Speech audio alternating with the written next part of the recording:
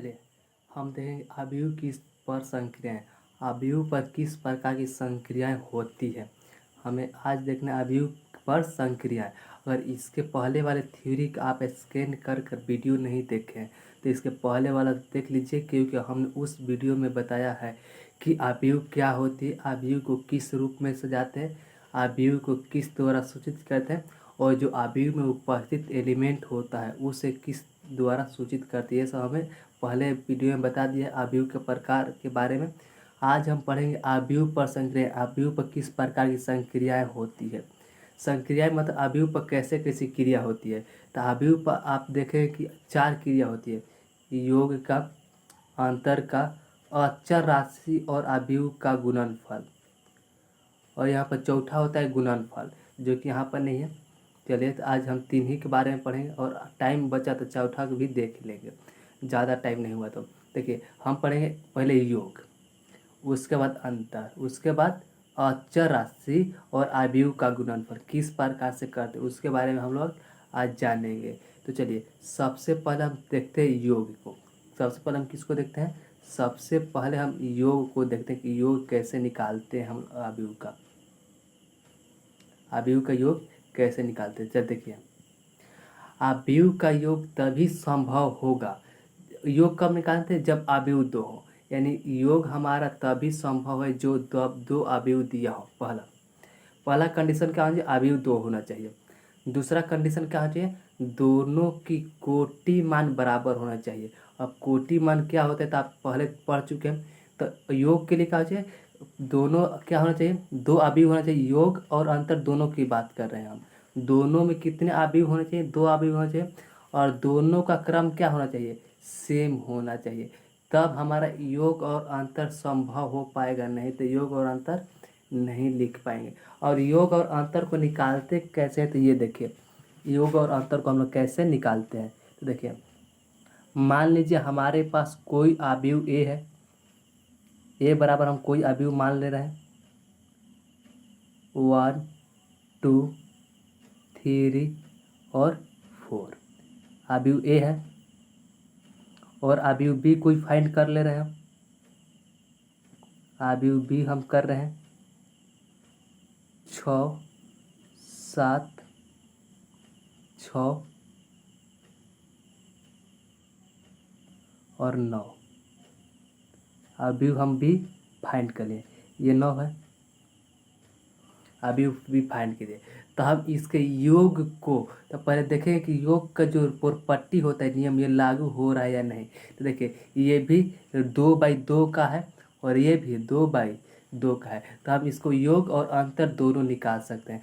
तो योग को हम लोग a+b लिखते हैं, योग को क्या लिखते हैं, a+b लिखते हैं। तो योग कैसे, तो योग के लिए हम लोग संगत अवयव को जोड़ते हैं। हम लोग किस अवयव को जोड़ते हैं, संगत अवयव। जैसे एक की संगत कौन है तो 6 है, यानी 1 6 के साथ जुड़ेगा तो 1 और 6 मिलकर क्या होगा 7। तो ये इसमें होगा 7 और इसके 2 और 7 मिले क्या होंगे 9। तो ये होगा 9 और 3 और 6 मिलकर क्या होगा, तो 3 और 6 मिलने पर होता है 9 और 4 और 9 मिलने पर हमारा होता है 13। तो इस प्रकार से हम योग को डिफाइन करते हैं, योग को निकालते हैं, अवयव के योग। तो देखिए अवयव का योग, अगर ये अवयव 2/2 और ये भी अवयव 2/2 का हो तभी संभव होता है। तो जब योग 2/2 का है तो हमारा जो जो ये योग आएगा, अवयव 2/2 का है तो हमारा योग भी क्या आएगा 2/2 का ही आएगा। क्या होगा, जब अवयव 2/2 का है तो दोनों का योग क्या आएगा 2/2 का ही आएगा। इसी प्रकार से आप अगर अंतर को देखना चाहते हैं तो अंतर के लिए मानते हैं हम ए अवयव मान लेते हैं, ए बराबर देखिए 4 5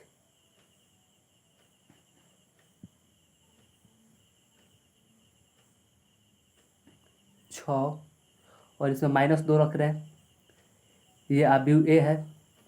और अगर b बराबर अवयव मानते हैं हम लोग तो b बराबर मान लेते हैं 3 2 -5 और 6। अब इसको हमें क्या निकालना है, अंतर निकालना है। तो पहले देखेंगे कि जो अवयव का अंतर का जो प्रॉपर्टी होता है वह फॉलो हो रहा है कि नहीं। तो देखिए ये भी 2/2 का है, ये भी 2/2 का है, तो हम इसका अंतर आसानी से निकाल सकते हैं। तो अंतर को हम a माइनस बी लिखते हैं, a माइनस का लिखते हैं, b लिखते हैं, a माइनस बी। तो a माइनस बी मतलब a में से b को घटाना है, तो a में से b को घटाएंगे तो संगत है। तो 4 में से हम लोग किसको घटाएंगे, ये 3 को, तो हमारा संगत अब क्या बचेगा, 1 बचेगा। संगत अब क्या बचेगा, हमारा 1 बचेगा। 5 में से घटाते हैं 2 को, तो हमारा संगत अब क्या बचेगा, 3 बचेगा। अगर हम 6 में से -5 को घटाते हैं तो देखिए जो बी अवयव है ये हमारा का चीज है, ऋणात्मक है, क्योंकि घटाना है यानी कि ऋणात्मक है।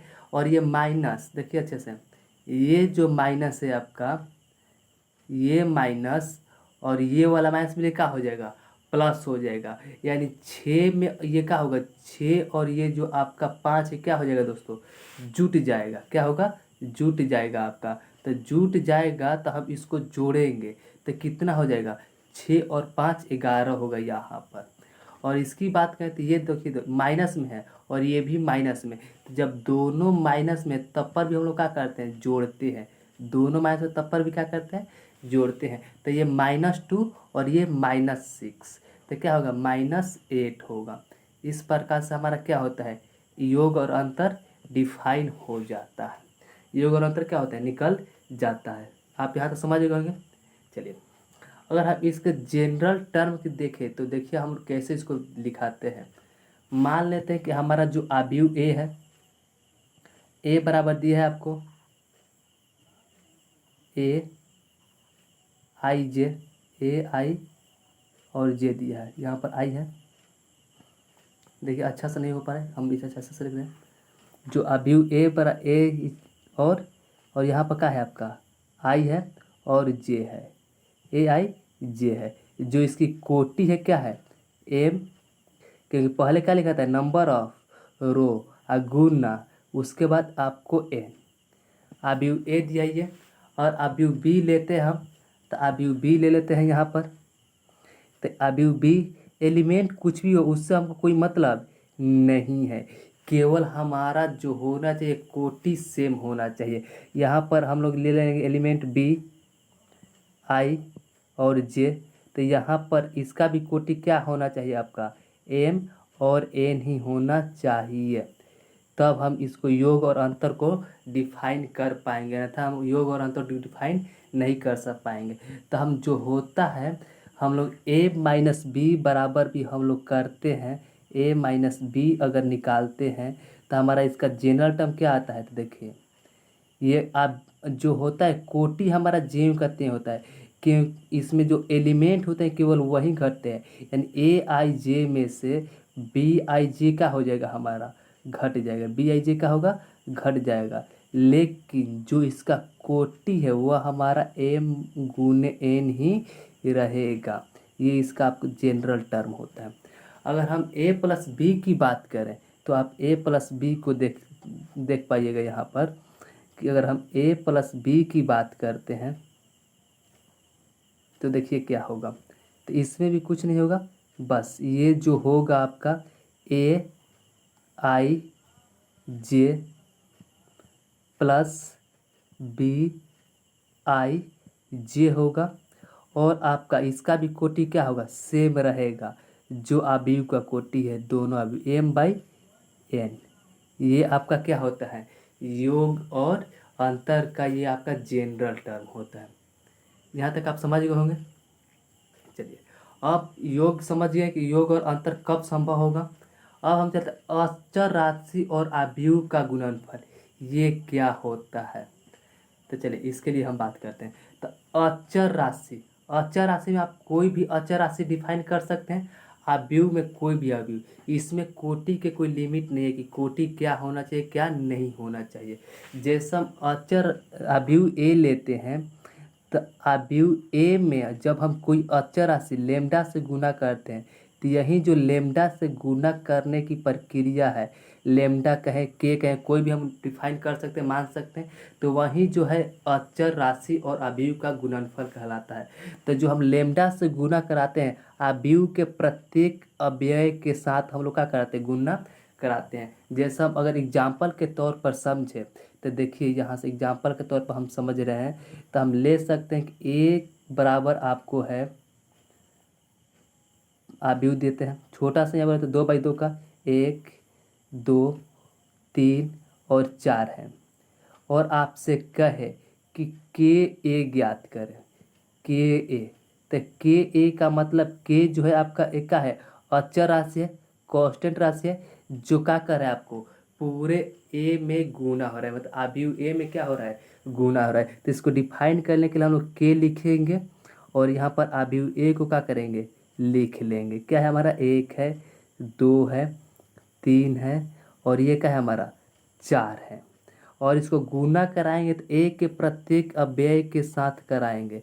इसको हम लोग लिखेंगे तो क्या होगा, एक में जब के से करेंगे तो के हो जाएगा, एक में 2 से करेंगे तो 2 के हो जाएगा, और एक में अगर 3 से करते हैं तो 3 के हो जाएगा, और एक में 4 से करते हैं तो आपका क्या हो जाएगा, 4 के हो जाएगा। क्या हो जाएगा आपका, 4 के हो जाएगा। तो ये जो आपका आया ये इसी को कहते हैं अचर राशि और अवयव का गुणनफल हम लोग कहते हैं। आई होप आप यहाँ तक समझ गए होंगे अच्छे से।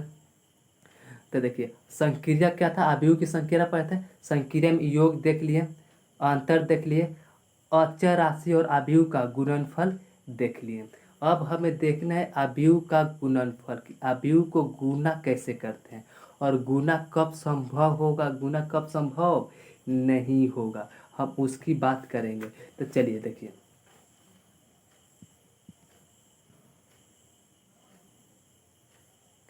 अवयव का गुणनफल, अवयव का गुणनफल तभी संभव होगा, क्या देखिए अवयव का गुणनफल तभी संभव होगा जब ये इसके, देखिए अच्छे से सुनिएगा अवयव का गुणनफल, नहीं तो आपको अच्छे से नहीं सुनिएगा तो आप गड़बड़ा जाएंगे।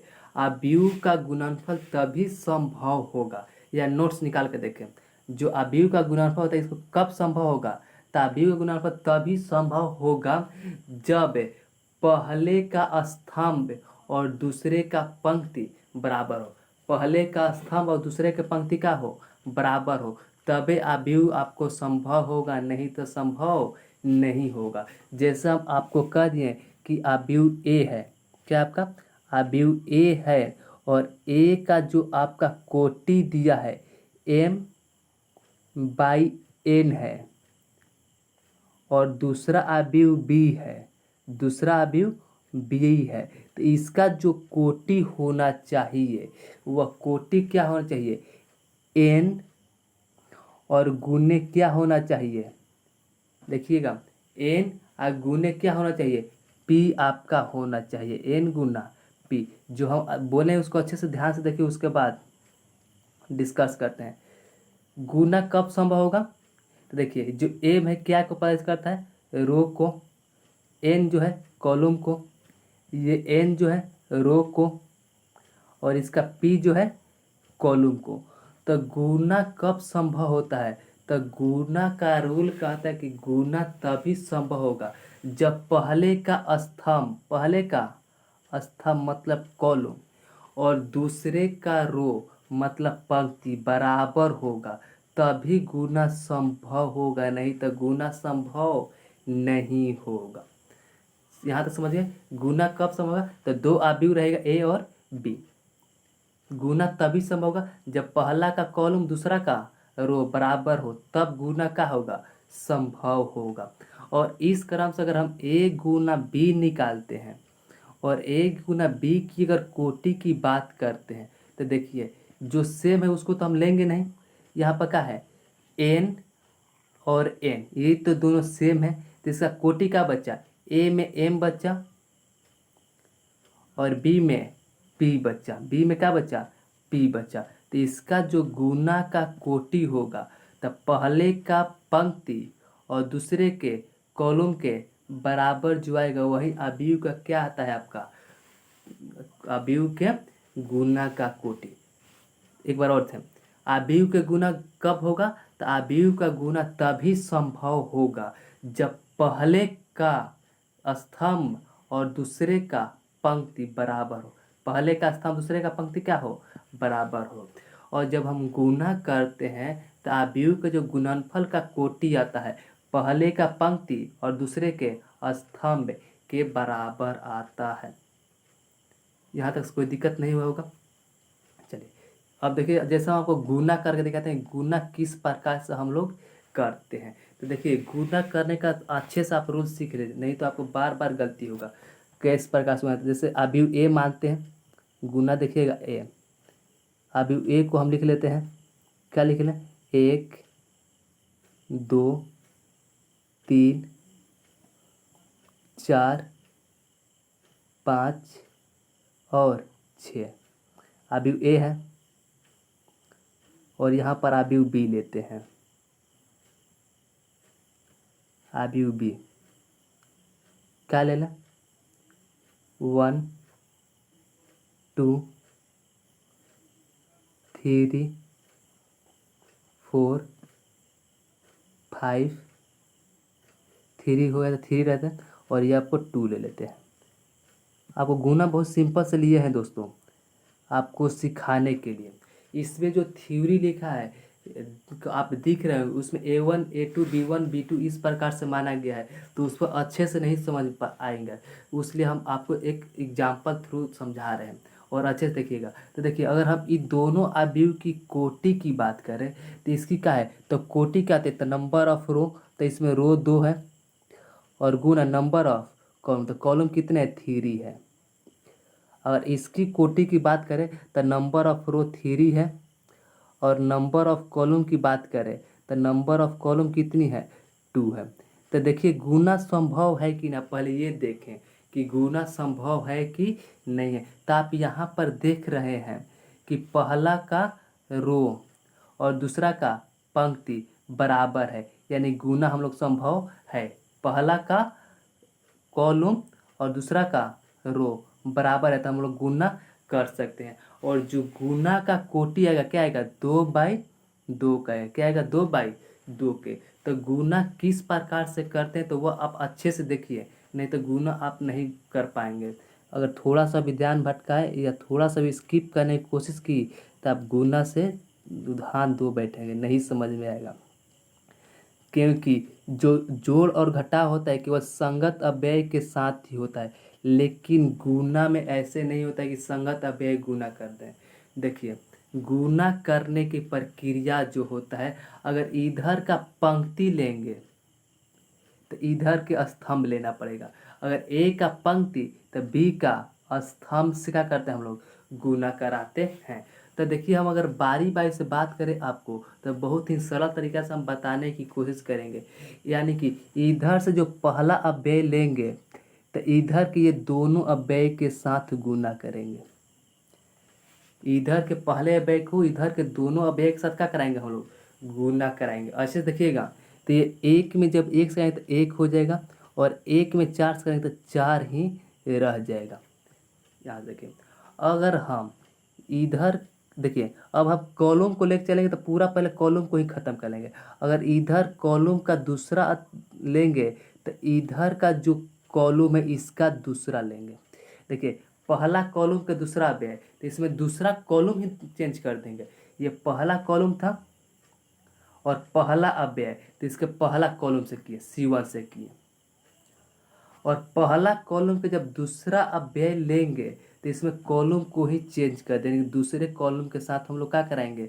गुना कराएंगे। आज जब ये एक सिरे में है तो जब तक ये सिरा खत्म नहीं होगा, जब तक यहाँ पर कोई साइन अलग नहीं होगा, प्लस होगा।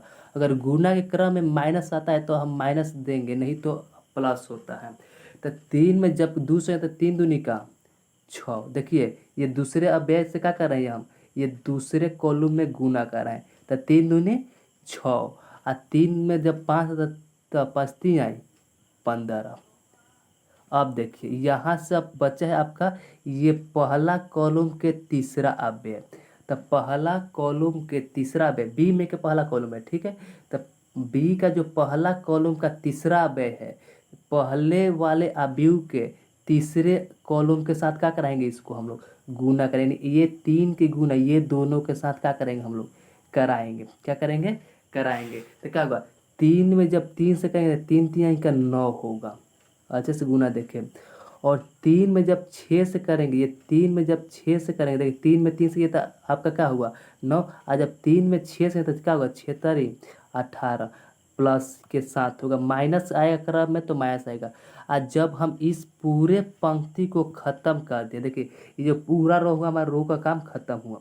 तो जैसे ही हम रो के दूसरे रो में जाएंगे, बी के दूसरे रो में आएंगे, तो आप यहाँ पर देख रहे हैं कि यहाँ से बीच में गैपिंग है, ये और इसके बीच में क्या है, गैपिंग है। तो इसके बीच में हल्का गैपिंग छोड़ देंगे और फिर से वही प्रोसेस अपनाएंगे जो हम किसके साथ किए, ये C1 के साथ किए थे। इस C1 के साथ जो किए थे वो वही प्रोसेस फिर से हम क्या करेंगे, दोहराएंगे। तो चलिए फिर से वही प्रोसेस दोहराते हैं और शुरू से चलते हैं। देखिए ये 2 लेंगे तो फिर शुरू से आ जाएंगे यहाँ पर शुरू वाले कॉलम के साथ।